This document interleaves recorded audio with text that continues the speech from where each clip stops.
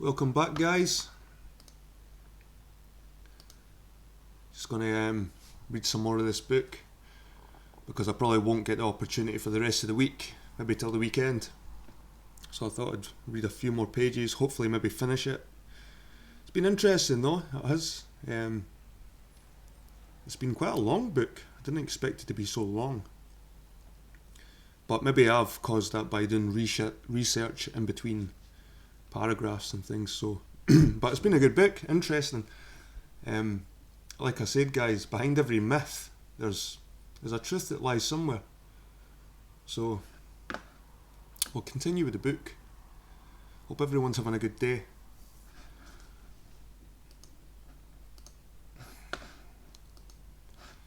This is an interesting header for the next part of the book.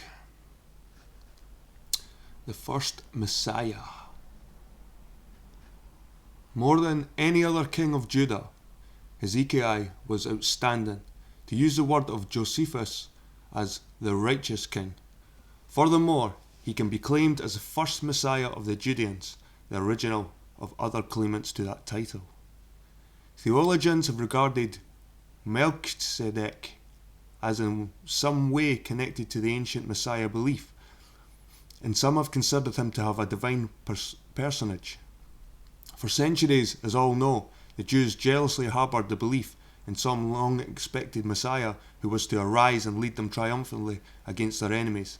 It was a very ancient credo associated with the Antichrist legend, but the origin of it had long been lost.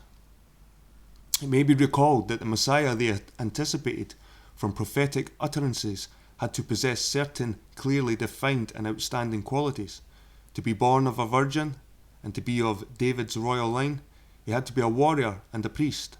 He had to overthrow all adversaries of his people in a time of severe stress and tribulation, and he was to lead the nation to great prosperity and power. Every one of these requirements was fulfilled in Hezekiah. The name given to the Messiah, or Ha-Mashiach, was Immanuel, and we find Isaiah making an early reference to a child destined to be born of a virgin. Behold, a virgin shall conceive, said he to Ahaz, a most unpopular king, and call his name Immanuel. He indicated that before this child should be old enough to distinguish between good and evil, that is to say, in his early childhood, the land that thou abhorrest shall be forsaken of both her kings. Those two kings were, of course, Ahaz's enemies, Rezin, king of Syria, and Pekah, king of Israel, or Samaria, which smoking firebrands made war against Ahaz, whereby the king of Judah bribed Tiglath-Pileser, king of Assyria, to come to help, and thus pave way for the subsequent Assyrian aggression. Hear ye now, O house of David, said Isaiah contemptuously to Ahaz. Is it a small thing for you to weary men? But will ye weary my God also? It was then he gave the king the sign that a virgin should conceive and bear a son to be called Immanuel, and that before the child could even cry, Papa and Mama, the translated text says stiffly, my father and my mother, these two enemies would be disposed of with the riches of Damascus and the spoil of Samaria. There should be really no doubt but this virgin-born son would be named Immanuel, God with us.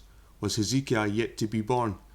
Or that in the following chapter he is also referred to as Maher Shalal Hashbaz, a veiled meaning said to signify speeding for booty he hastes to the spoil. When Isaiah registered the birth of the child, it can only relate to Hezekiah when the prophet, speaking of the king of Assyria, says, he shall pass through Judah, he shall overflow and go over, and the stretching of his wings shall fill the breadth of thy land, O Immanuel. It could not refer to Ahaz, it was a synonym for his successor. Moreover, that this young prince was selected by Isaiah and the leaders of Judah to become the divine instrument for the restoration and regeneration of Judah is palpably clear in the following words.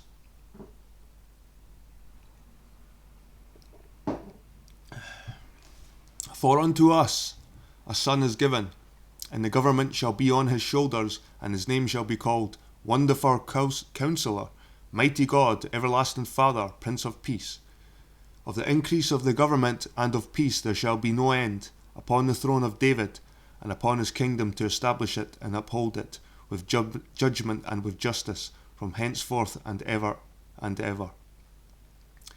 Hence the righteous king. These words, like so many others, have been twisted and wrenched out of their true context by theologians bent on demonstrating that Isaiah prophesies the coming of Christ many ages later. Had such been the case, he could not have used the phrase upon the throne of David. But it is clear to all who desire clarity that the son given was Immanuel, and that this name was designated by the prophet to denote Hezekiah and no one else as the king to be. He and he alone answered to the signs and omens of the Messiah. He was supposedly of David's royal line, his mother was supposedly a virgin, and he established for the last 15 years of his reign, after overthrow of the Assyrians, a period of unexampled peace and prosperity. To him was credited the triumphant overthrow of our enemies by the mediation of God. The virgin who was to conceive this godchild was the prophetess Isaiah mentions, and I went on to the prophetess, and she conceived and bare a son. Then said the Lord to me, Call his name Maher Shalal Hashbaz, having a cryptic significance. This name did Isaiah record, and had faithful witness in Uriah, the high priest, and Zechariah, the Levite, prince and prophet. When we speak of a virgin birth, it presumes a woman who gives birth to a child without the agency of a human father. So it was deemed in this instance, for it was presumably not Ahaz's child. The mother of Hezekiah was Abi or Abijah, the daughter of Zechariah, he who had understanding in the visions of God. As Abi was a prophetess, she was an alma of the temple, all of whom were sworn to perpetual virginity, and should any lapse from strict chastity, it were punishable with death. It doubtless presented a grave dilemma when this priestess was discovered to be pregnant, the more so in view of her illustrious father. Perhaps the prophetess persuaded Isaiah of a celestial contact such as we frequently find was a firm belief in Greek legendary, as in the case of Danae, mother of the divine Perseus, and in other instances.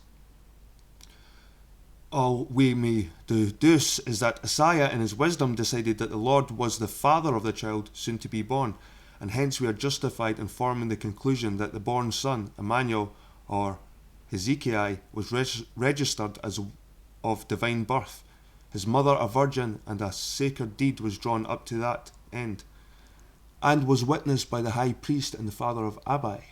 Interesting. There can be very little question that, whoever's son he was, it was not Ahaz, if we accept the text as accurate. It is true that both the books of Kings and Chronicles state in the perfunctory manner that Hezekiah was the son of that monarch, and to the whole nation this would have been accepted. It is, however, noteworthy that although the text mentions his mother's name, it is given separately and with no indication that she was the wife of Ahaz. The alternative possibility is that if Ahaz was his father, that king made Abi, an alma of the temple, pregnant, and to escape the consequent dilemma, the divine birth was devised. In this question, we should study the career of Ahaz.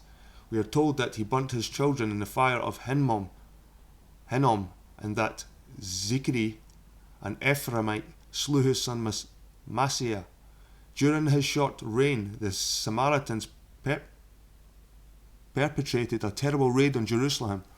The king of Syria carried away a multitude of captives to Damascus. The Edomites and Philistines made devastating war on him until he invited Tiglath-Pileser to come to his aid, who also sucked the state dry. His reign, in short, was disastrous. The Lord brought Judah low because of Ahaz, for he made Judah naked and transgressed sore against the Lord. So detested was he that when he died, the rulers refused to accord him burial in the sepulchres of the kings. How he met his end is not specified, but it should be recognized that these kings were all subordinate in power and to the priests and prophets, and they had a short way with unpopular kings in those days.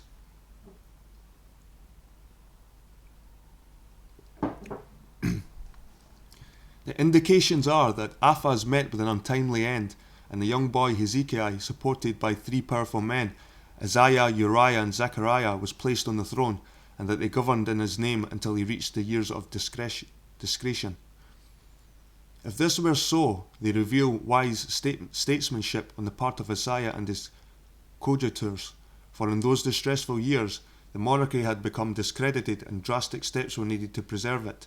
If to us today the idea of attributing divine origin to a prince through a virgin mother may sound grotesque, it should be recollected that in the distant past such matters were by no means uncommon.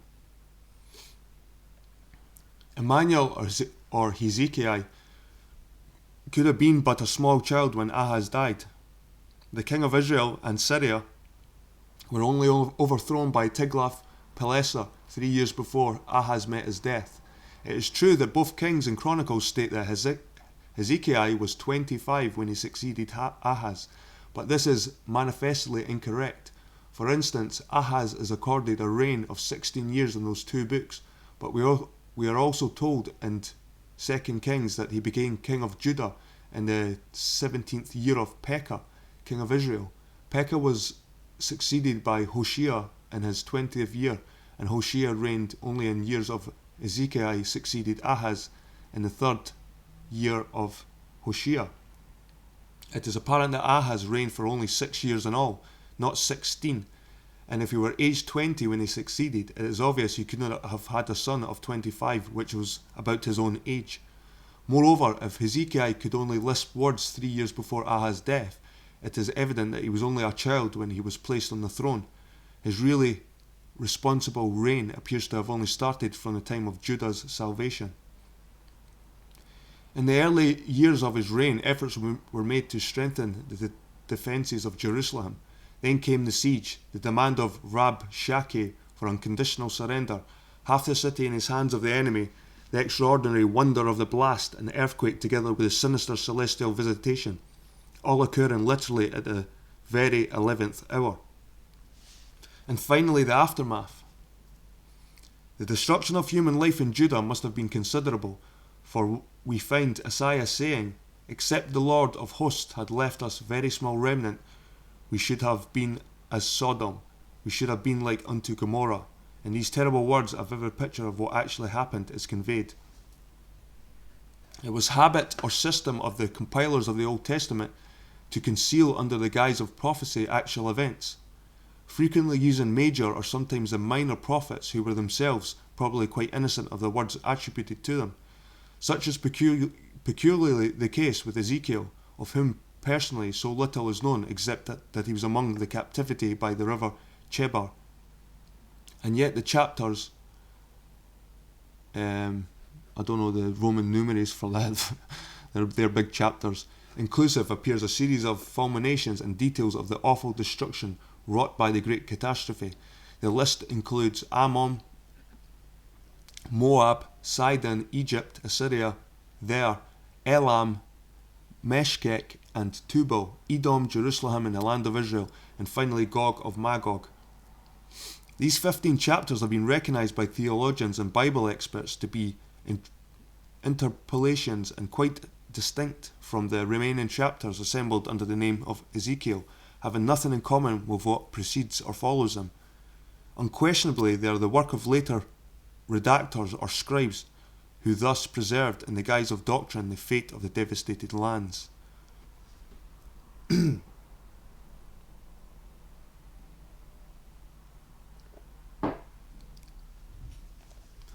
My remarks here are mainly confined to what is said in regard to those called Gog and Magog.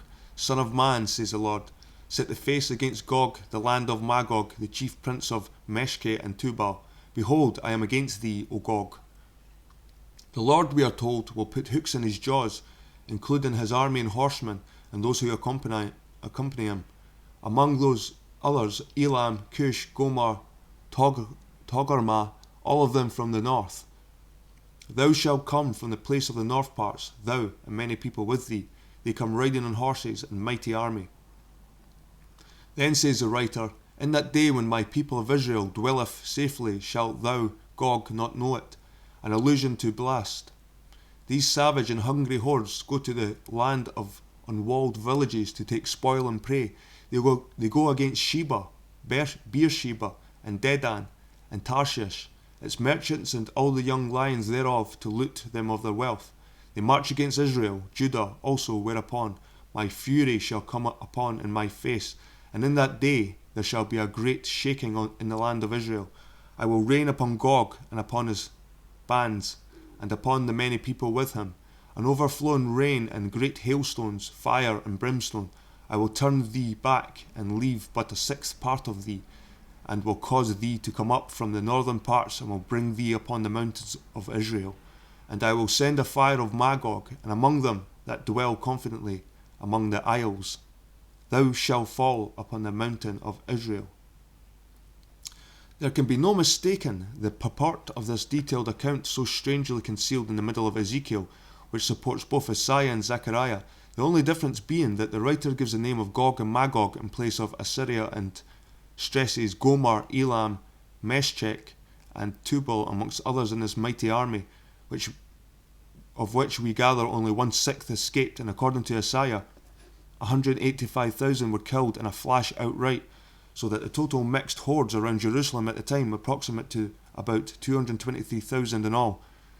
In an earlier chapter, the writer is told to wail for the multitude of Egypt and the daughters of famous nations unto the nether parts of the earth.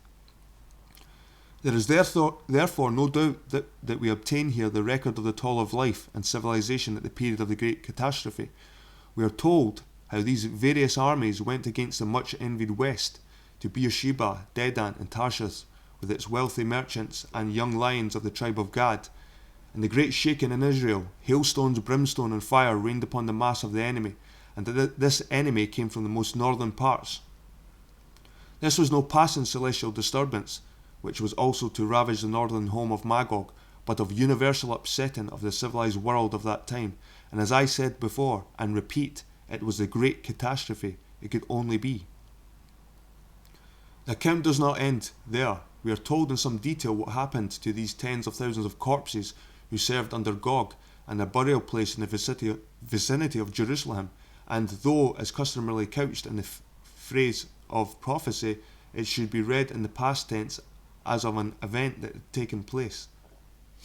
In that day I will give unto Gog a place there of graves in Israel, the valley of the passers-by, on the east of the sea, and it shall stop the noses of the passengers, and there they shall bury Gog and all his multitude, and they shall call it the valley of Hamon Gog. And 7 months shall be the house of Israel be burying of them, and that they may cleanse the land, and they shall sever out men of continuous employment to bury with the passers-by. Those that remain upon the face of the earth to cleanse it, and when any seeth a man bone, then shall he set up a sign by it, till the buriers have buried it in the valley of Hamon Gog. It sounds like a mass burial. And a location as well. Let's see. Actually, we'll have a wee look. Where was this? The valley of Hamon Gog. Have a wee look at that. Hope you are doing good today, guys.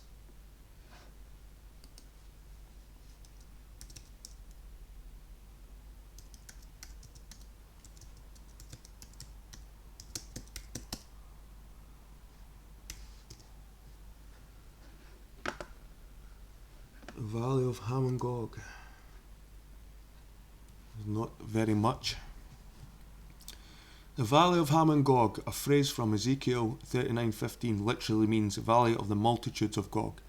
It is to be the place where all of Israel buries the 5/6 of the army of Gog and Magog that are struck down by God.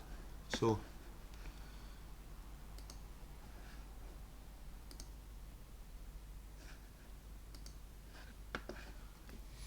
this detailed description of the actual locality, the months it took to bury the putrid corpses of the invaders, placed in the vicinity of a highway where passers-by, if they saw a man's bone protruding through the soil or stones, were told to set up a mark or sign to enable the gravediggers to see and enter it. All this affords absolute proof of the destruction of the Assyrians or Gog of Magog. Jeremiah calls it the Valley of Slaughter, and it was also known as the place of Hinnom, the Valley of Rephaim, or giants, and finally as Golgotha, the place of skulls. The ravine or valley stood on the road to Hinnom, not far from the high place called Tophet. The valley became in later times the city dung heap, and is immortalised because it was a traditional site of the crucifixion, but it lay not in the present Palestine. Like Jerusalem, it can be, and is later, definitely identified to this day in Britain. Who then were Gog and Magog? Scandinavia, more particularly the present Sweden, has been claimed by early antiquaries like Jones Magnus as a place of settlement of Magog, and Magog, according to Josephus, was the progenitor of the Scythians, who, as shown previously, were very much mixed up with the early Goths, and that they were believed to be Goths finds some confirmation in the fact that their burial valley was called Golgotha, the skulls of the Goths. If we accept the testimony of various early writers on the subject of the Antichrist legend, we learn a few other factual matters. One account says that they were Hyperborean Scythians, a savage people destroyed by Michael. Another account says that the Hebrews were enclosed in a land beyond the Persian stream, having wandered to a far distant land, and were called Magogai. Commodian says that they were Goths, and the nations gathered to withstand them who came with the Antichrist. They were accompanied by monsters, serpents, scorpions, and dragons, words whose meaning the reader may interpret.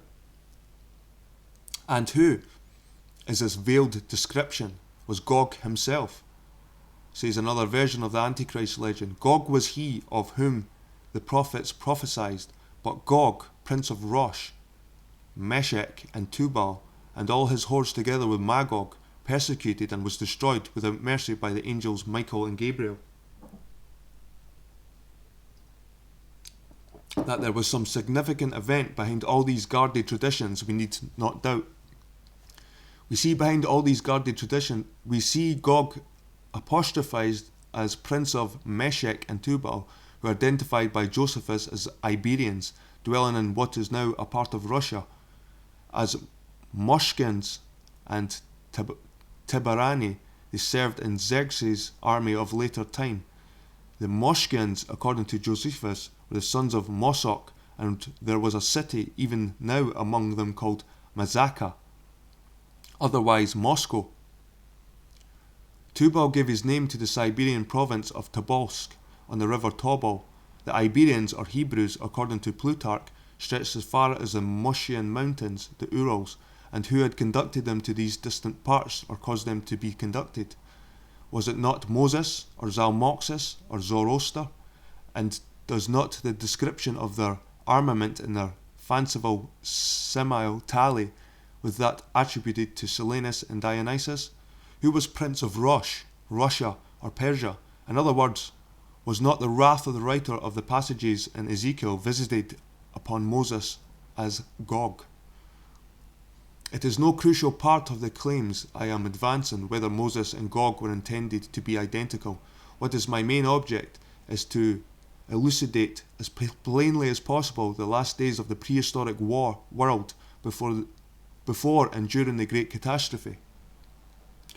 Gog himself is immaterial from this angle, but it is also my purpose to show that all these tremendous events of the time geographically took place in Britain and nowhere else. Let it be recalled, therefore, that the giants Gog and Magog have held a prominent place in the folklore of Britain from a long distant day, so that all remembering of them and their names as giants. The name is yet preserved in the Gog-Magog hills of Cambridgeshire, and for many centuries the effigies of Gog and Magog adorned the Guildhall in the city of London, although they were destroyed by German bombs in 1940. Those particular effigies only dated from 1707, but there were others long before them. No other country except Britain has cognizance of these invaders except the Holy Land in circumstances which I claim prove definitely that all happened in this Isle of Isaiah. Interesting. It's page 221, so we've got about 40 pages left, roughly. The aftermath. In the first year of the reconstituted reign of Hezekiah, considerable reforms were introduced, and 2 solemn feasts celebrated in order to commemorate the gratitude to the deity overwhelmingly felt by the survivors for having saved them from destruction either at the hands of their enemies or from the wrath of the Almighty. I use the word reconstituted because it was evident from the context that certain events took place which could only have applied after the siege and earthquake, when the king was no longer a minor in a state of tutelage. The compiler of 2 Chronicles tells of the elaborate purification of the temple which had been polluted by Ahaz, and states that Hezekiah, in the first month and year of his reign, called on the priests to sanctify it. This may have so happened, but at least doubtful whether the event does not properly refer to the period after the siege, for the elaborate celebration appears to relate to the Feast of the Tabernacles, which could only have come into operation after the period of the wonder. Isaiah, as we have seen, speaks of the damage to our holy and beautiful house caused by the Assyrians. During these 7 days of solemn observance, everyone quitted their homes and dwelt in the forests and woods surrounding Jerusalem, making shift with roughly constituted shanties or booths, or branches of trees, or anything that can give them temporary shelter. On the 8th day they carried those branches or boughs in triumph to the temple, and held high festival. The same festival they restored, and after they returned from the captivity in Babylon, repairing to the Mount of Olives to cut down the branches for the purpose, as Ezra taught them had been ordered by Moses, now their great prophet.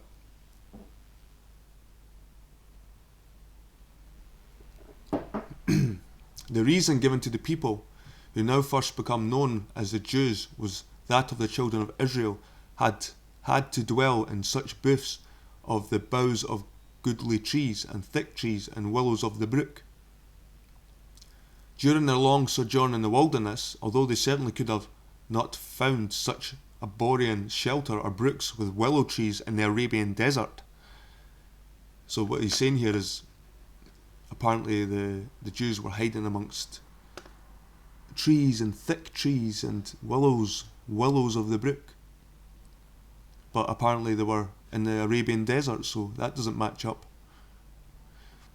The festival actually commemorated the awful experience when the people of Jerusalem fled in terror to the mountain glens and forests to seek such protection as they could obtain from the earthquake and tempest, sheltering under such rude structures as they could hastily find as cover.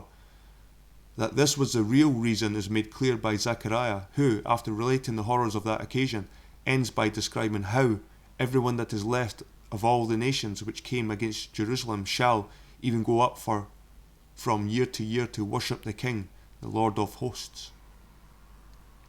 Such was doubtless and true explanation of the Feast of the Tabernacles, and to this day the Jewish head of the household observes the law, erects a booth in his garden or somewhere convenient in his residence, and where his family lodge for 7 days.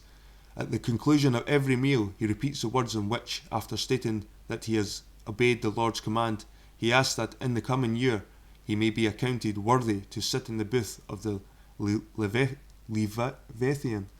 The good man may not understand the reference to Leviathan, but those acquainted with my previous volume will be aware that the composite monster called variously Cetus, the amphibious monster which destroyed land and sea and is engraved on many Scottish prehistoric stones, or Rahab the whale, otherwise the cometary body, was in addition known as Leviathan, that amphibious vast monstrosity, much of which plunged into the ocean. So he, our good man, is commemorating the escape in the great catastrophe. And this is get me thinking about, there's an ancient church on the Western Isles somewhere. I was researching it. It was a church of St. John. But they reckon before it was the Church of St. John, it was a pagan site, and it was for Shawnee, and it's spelt kind of like Gaelic, like Seanoid, with little strokes above the letters, but that's Sean. So the Scots venerated a sea god called Shawnee, and it changed into Sean, and then it changed into John after Christianity got its hooks into it. So there was a sea god in Scotland. The Reverend G.H. Box, D.D., former Davison Professor of Old Testament Studies at London University, says on this subject, it should be observed that the Leviathan plays a prominent part in Haggadic, Talmudic, anecdote legend, especially in connection with the Messianic time. The monster is to be killed, and the flesh is to furnish food for the righteous at the Messianic banquet. We are aware that Isaiah's references to the Leviathan related to the period of the Great Catastrophe.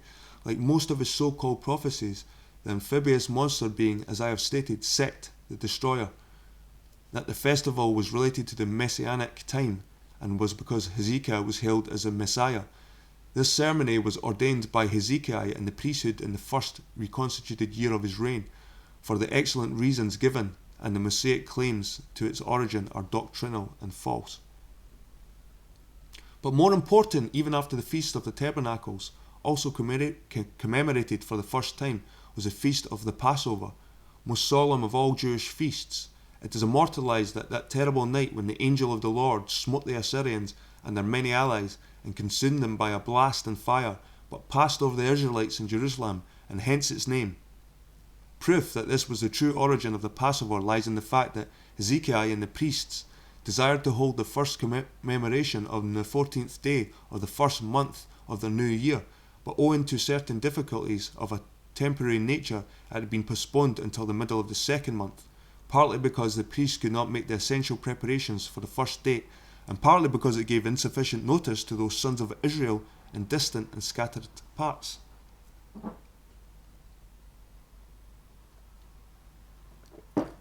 King Hezekiah caused a proclamation to be made from Dan to Beersheba, signifying those most distant and scattered parts in the west, where some Israelites had managed to escape death, which such short notice prevented them from foregathering in time.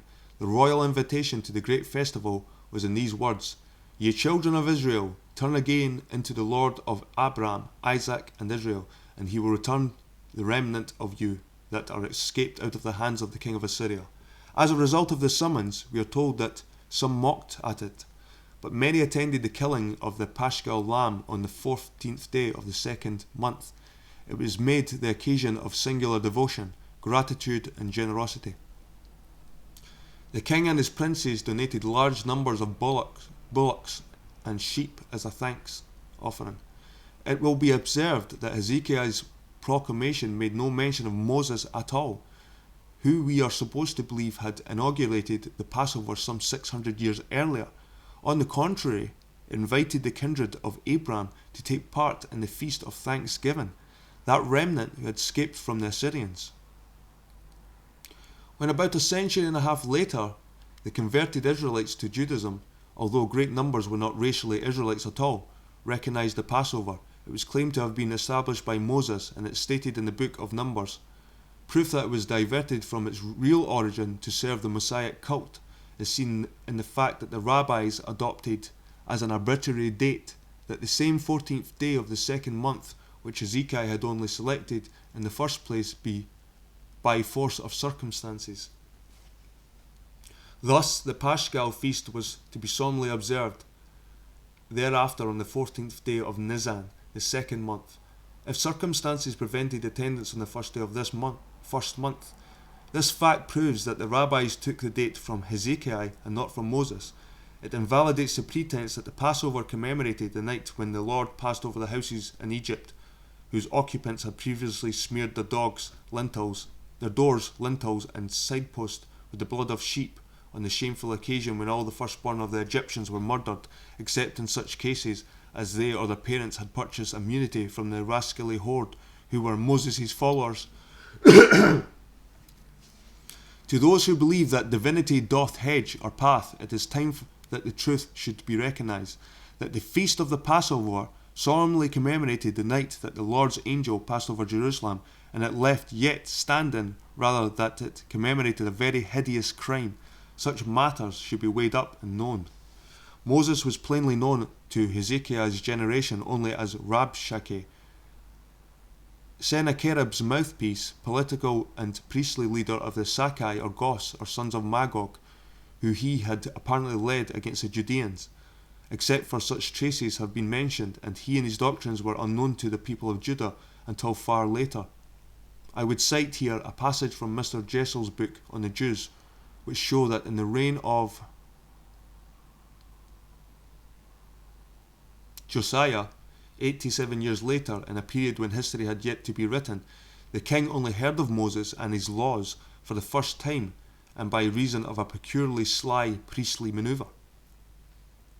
We find occasional references to Moses, his laws, statutes, and commandments, interpolations of the scribes to pave the way for the astounding discovery made in the reign of Josiah.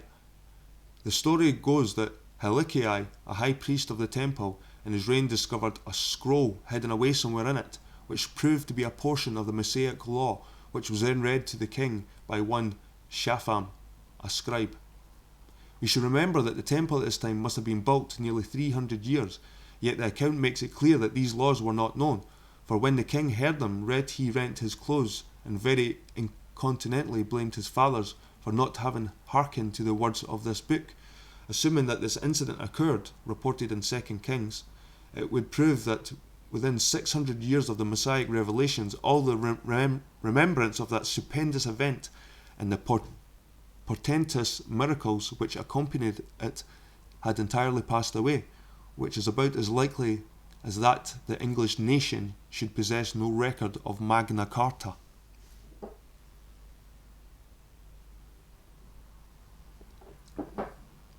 The conclusion is a startling one. There never had been any monotheism amongst the inhabitants of Canaan before the discovery of this book, which was mysteriously hidden away in a temple of idolaters built by an idolater. Nothing was known of Moses or about any code of laws he had given the forefathers of the then ruling race of Canaan. As far as the king of Judah was concerned, he only heard of Moses and his laws for the first time from Hilkiah's book. Thus do we probe into the truth in these matters and begin to realise that this murky enforcement of the Mosaic cult was in fact a political deception imposed on the world by those who wished to regulise their claim to the country which they ultimately largely conquered, except for parts of Scotland and Wales, and to which they had no shadow of right except the sword. That is one thing. It is another that the deceptive faith, based on magic force, should have imposed for so lengthy a period on the world a culture that has historically worked little for the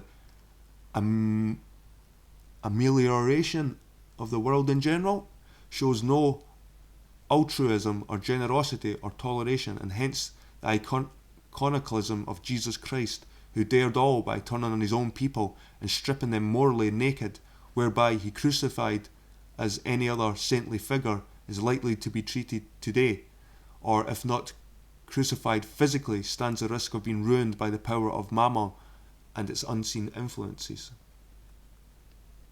What lay behind this remarkable transformation scene in religious faith among the priests of Judah in Josiah's reign, which led to the ultimate downfall of the kingdom of Judah to the imperious dictates of the king of Babylon, whose city had another and equally famous classic name? They were seemingly bribed.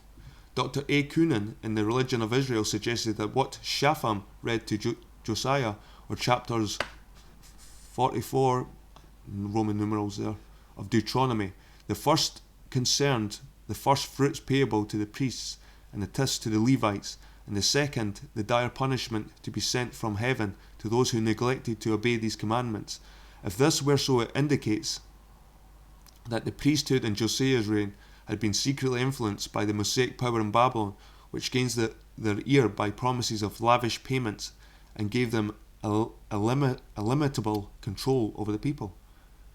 This lay at the base of success of Moses' revolutionary policy, a clerical oligarchy, and sowed the seeds which untimely caused the overthrow of the Jewish monarchy and destroyed the freedom of the nation. If we accept the conclusions of Mr. Jessel, and it is difficult to escape his logic, it is plain that Hezekiah and the great men of his day, including Isaiah and Zechariah, had no conception of Moses or his pretensions other than that they regarded Rabshakeh as a sworn enemy of their nation.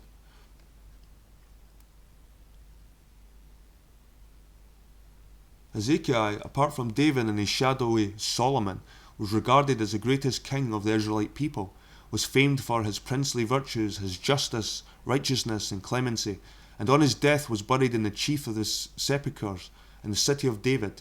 He was the root of Jesse, the branch, and the Messiah, eulogized by Isaiah in his 11th chapter, who recovered his people from various parts.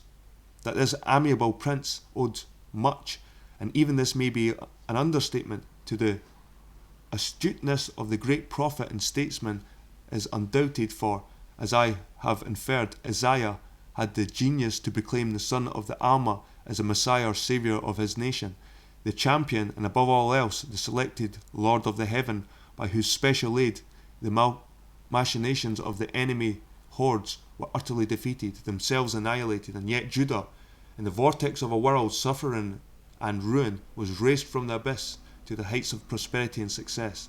There is no mystery why Hezekiah became recognized as the Messiah.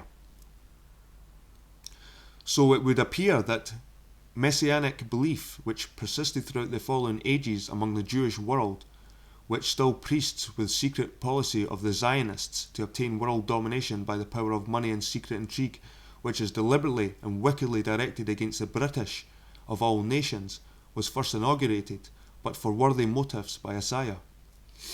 When Hezekiah became dust, it remained an unsatisfied ambition, so that when the Romans could tolerate their uprisings and conspiracies no longer and made war on them, they sought in all directions for their, as they thought, promised Messiah, who was traditionally to raise them once again into a powerful and prosperous state. The ruling race in the world, a fanaticism which led them astray, induced them to support impostors, and finally led to the ruin of Jerusalem, which was razed to the ground by Hadrian, although it still flourishes under another name in Britain.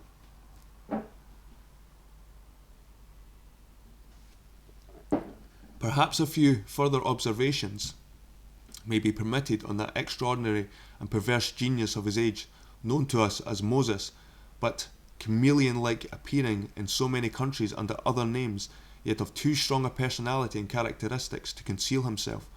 Beyond his amazing activity, two predominating qualities are always very marked. One was his bitter animosity towards the Egyptians, or, as I may have permitted to term them, the Western Celts. The other was his brilliant mastery of applied science of his epoch, which he managed so skillfully to adapt or find principles able to do so under his direction, whereby, with the assistance of rapacious princes and rulers, he was able to pile up armaments of superior caliber and bribe his allies by appeals to their cupidity. From Rabshakeh, with the support of then powerful Assyrian kings, he favoured his friends, the Sakai Goths or Magogai, against the original Celtic inhabitants of Britain. And the original Celtic inhabitants of Britain, guys, were the Picts. And this is where I think, like Robert the Bruce, he was Celtic, but he was a Norman Celt. So there was Pictish, there was all different kinds of Celts as well. And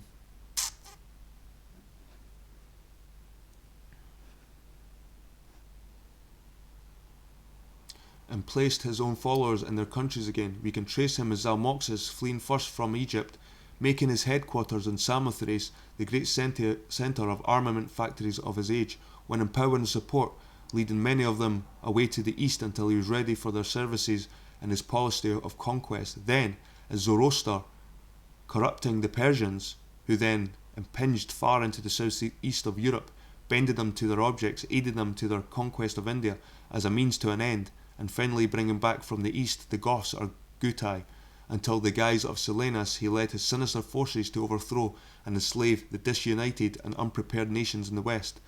Whatever may be said of the moral aspects of this militant priest, his consummate genius must claim our admiration. He was a very great, if perhaps a cruel and evil man. In my opinion, a new comprehension of Moses, his aims and activities were essential to proper understanding of the lost past.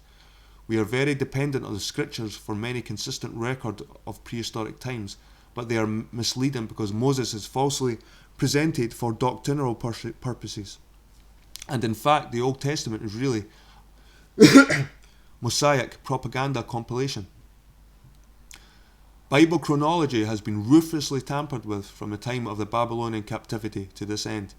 He created the Jews in the sense of inauguration a new monotheistic religion, but it was a destructive faith based on deception and material force, a selfish, cold, calculating worship of a tribal deity, namely Bacchus Dionysus, who was supposed to be solely interested in their destiny and well-being, whereby their arrogance, intolerance and exclusiveness made them the most execrated of peoples from the time of the Macedonian onwards, and to this day causes the name of Jew to be detested and distrusted throughout the world. If they have suffered bitter persecution, it is because of their own inhibitions. They have few friends or real allies. It should be remembered that, although this work properly terminates with the Great Catastrophe, the first Jews who were permitted to return to Jerusalem in the reign of Darius were in a great many instances in no way descended from the people of Judah, only some of whom were exiled to Babylon by Nebuchadnezzar.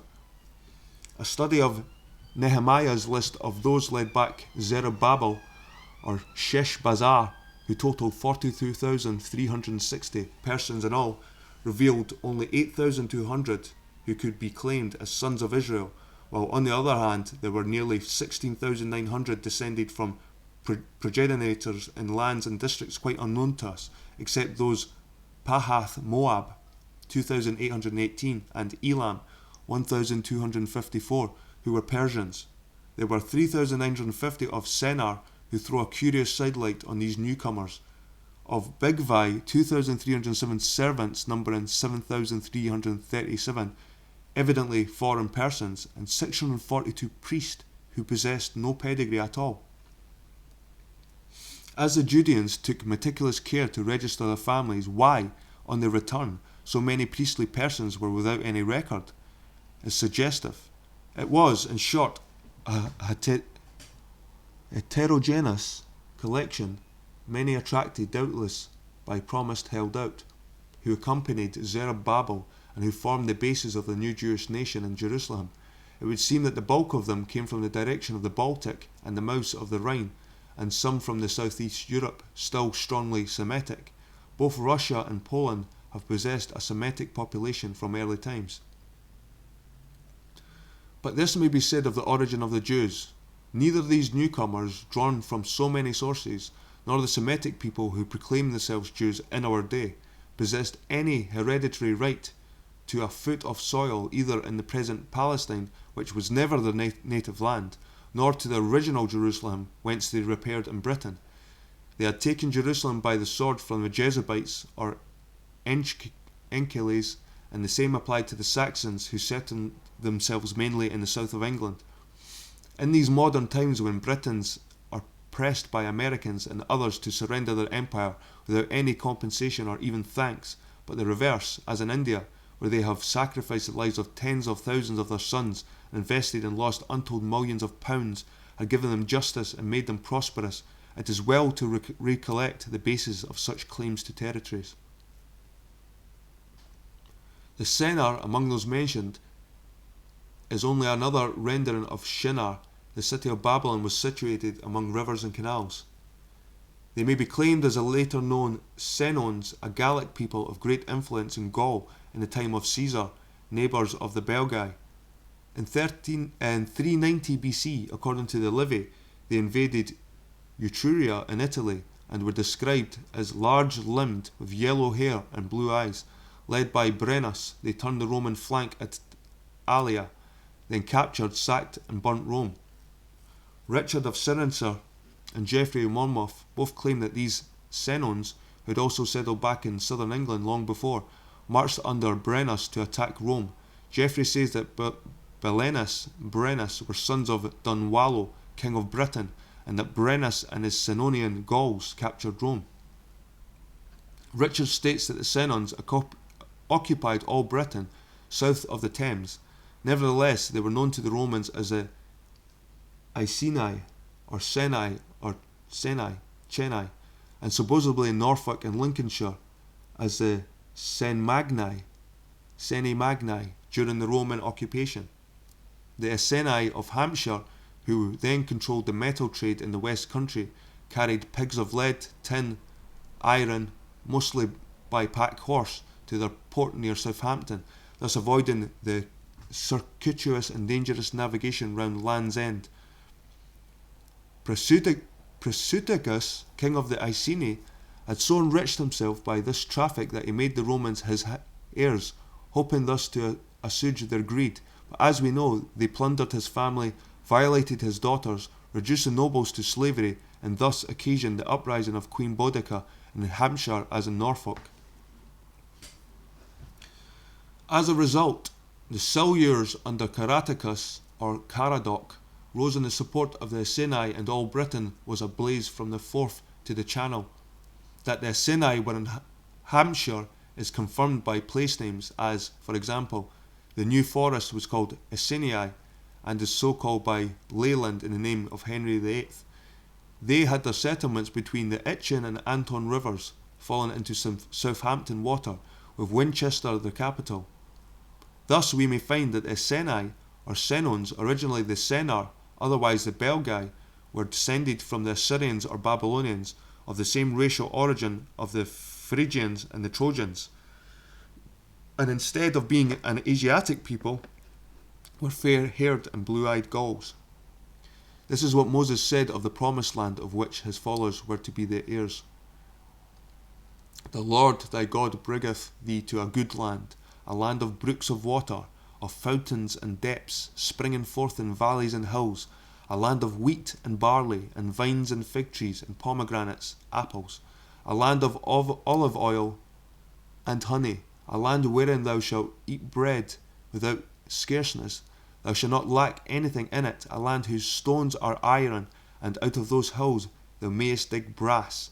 When thou hast eating and art full, thou shalt bless the Lord God for the good land he has given thee.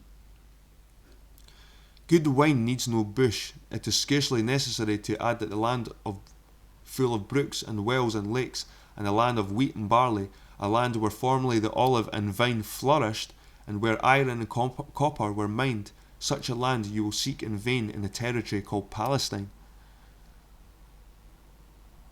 So what he's saying here is all these things that are apparently in the land, the promised land, don't exist in Palestine. The ancient island of Britain is the key to world history in the past, and she will be in the future.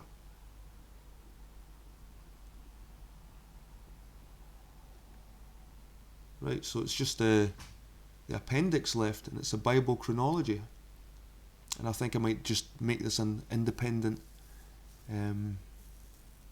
part on its own. It's a nice way to end this. It's been about an hour. So if you've tuned in, guys, to listen, thanks a lot. I know that some of these names and words, these biblical names, some of them are really hard to pronounce, especially the Greek ones as well. I'm finding it hard, but I'm still finding it enjoyable because you learn. You do learn. This is why I'm doing it. I listen back because when I read, guys, when I read something, I start reading it properly, and then after a while I start skimming it if I lose my attention. So it's always good to do these and then listen back on them, and I sort of take it in twice. Anyway, guys, I'll catch you all later. See you next time.